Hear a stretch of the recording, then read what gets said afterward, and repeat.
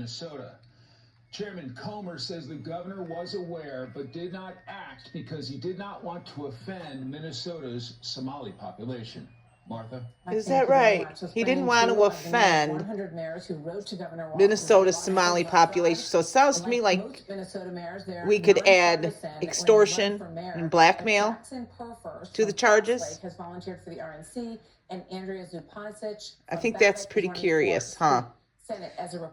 Tampon Tim didn't want to offend the Somali population by pointing out all of the fraud and the welfare fraud going on in Minnesota with the Somali pirates that Obama imported. If you really want to thank anyone for the situation going on in Minnesota, thank Obama, because he was the one that imported all of these Somali pirates years ago into Minnesota, and they have been playing their race cards. I know exactly how it went down.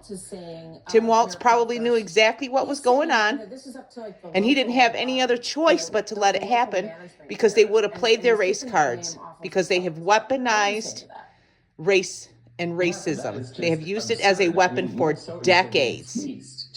I think it's absolutely ridiculous.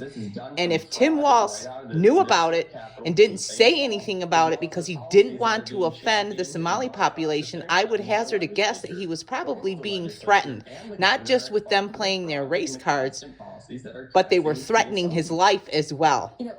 So it's just ridiculous what's going on in Minnesota. And I really hope that this whole thing investigating this welfare fraud going on in Minnesota leads to them investigating Hennepin County healthcare system in Minnesota, because they are corrupt AF, y'all. Let me tell you what, I did some deep diving and deep researching into Hennepin County healthcare after the whole George Floyd incident went down.